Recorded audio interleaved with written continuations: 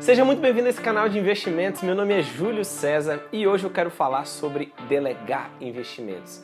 E aí, eu devo delegar investimentos ou é melhor investir por conta própria? Bom, e antes da gente começar, eu gostaria de te pedir rapidamente para que você clique no botão aqui abaixo e se inscreva no canal. Você sabe que me ajuda muito fazendo isso. Você já deve estar acostumado aí a se inscrever em canais que te forneçam conteúdo de valor. Espero que esse seja um deles, então te agradecerei muito se você puder se inscrever, também curtir o vídeo, compartilhar, comentar, tudo isso você me ajuda bastante. E não se esqueça de ativar o sininho para receber todas as notificações. Para começar e para a gente poder tratar aqui sobre o que vale mais a pena, se é delegar os investimentos ou fazer por conta própria, primeiramente a gente precisa conhecer para quem que a gente iria delegar, né? E existem alguns profissionais no mercado, não vou citar todos aqui, mas existem alguns que eu acho importante a gente discutir e analisar. O primeiro desses profissionais é o assessor ou agente autônomo de investimentos. É aquele profissional que vai te indicar os ativos, eles estão normalmente ali nas corretoras de valores, eles vão te indicar os melhores ativos, as oportunidades que eles encontram para que você faça os seus investimentos. Ele não pode ir lá necessariamente e fazer a compra do ativo para você, a não ser que você dê a autorização para tal. Então esse é o assessor de investimentos ou muito costumeiramente chamado de agente autônomo. O segundo tipo de profissional são os analistas de investimento. Esses são aqueles analistas, né, são profissionais certificados também, assim como os primeiros, mas esses analistas eles fazem análises de empresas, de ativos e te fornecem essas análises por meio de relatórios. Então, tanto o analista de investimentos quanto o assessor de investimentos, eles vão ganhar baseado no quanto você consome daquilo que eles te indicam. Então, por exemplo, o assessor de investimentos vai ganhar com as taxas de corretagem, as taxas que você paga à medida que ele te indica os ativos e à medida que você faz as suas compras. O analista de investimentos, ele vai monetizar isso na forma de relatórios. Então, quanto mais relatórios você comprar para você fazer os seus investimentos, mais esse profissional vai receber. Ainda tem um terceiro tipo de profissional, que são os consultores de investimentos. Esses consultores, na verdade, eles vão te ajudar, de certa forma, a investir no mercado. Vão tentar clarear o máximo possível o mercado para que você consiga compreender e tomar as melhores decisões. Esses são os consultores de investimento. E a gente também tem os gestores de investimentos, que são profissionais que eles vão fazer efetivamente a aplicação para você. Então você vai ter como um serviço de um advogado mesmo, né? Você paga para o advogado, ele vai lá, faz uma petição para você, analisa o seu caso, claro, né? E faz a petição para você. Então o gestor de investimentos é esse profissional que no ramo dos investimentos ele vai entender a sua situação e vai fazer as aplicações para você. Bom, já sabendo que existem todos esses profissionais, a gente pode falar das desvantagens que você investir por meio de profissionais, né, e não por conta própria. Tem uma frase do Robert Kiyosaki que ele diz assim: ou você aprende a gerenciar o seu dinheiro, o seu próprio dinheiro, ou vai pagar muito caro para cuidarem pior do que você. Essa frase, de certa forma, balizou a maneira com a qual eu enxergo os investimentos, pelo simples fato de que eu acredito realmente que ninguém mais do que você tem a preocupação com o seu próprio dinheiro. Talvez nem mesmo os seus parentes, seus pais, né, o seu pai, sua mãe, seus irmãos, enfim, ninguém tem a mesma preocupação com o seu dinheiro do que você e o mesmo cuidado com ele do que você.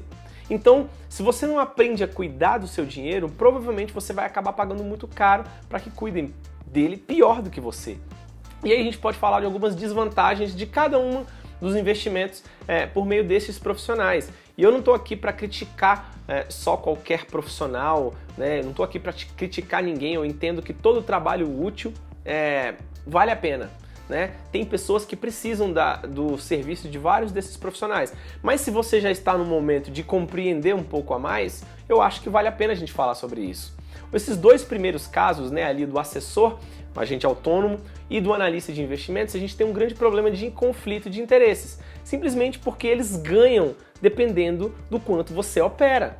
Ele ganha diretamente, o assessor de investimentos, ele ganha diretamente com a taxa de corretagem, né? O quanto mais você opera, mais, então quanto mais ele te indica que você aplica, mais ele ganha.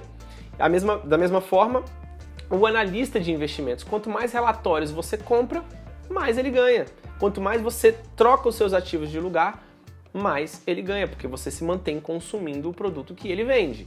Então tem um conflito de interesses e é inevitável. Mesmo que existam aí bons profissionais que entendam do ramo, mas a gente ainda tem um conflito de interesses muito sério e que faz com que muitos profissionais não sejam tão confiáveis assim. No caso do consultor financeiro, não tem aí um conflito de interesses propriamente dito, mas de qualquer forma você fica dependente do profissional. Tudo bem você fazer uma consultoria, outra consultoria, uma ou outra, tudo bem para que você se sinta mais seguro, eu acho isso muito válido. Mas a partir do momento que aquele profissional se torna um profissional para o resto da sua vida, toda vez você precisa da consultoria novamente, talvez tenha chegado o momento de você aprender a fazer isso. Já no quarto caso, que é o caso do gestor de investimentos, né, a gente não tem necessariamente um conflito de interesses, porque você está pagando para que ele faça a gestão dos seus investimentos.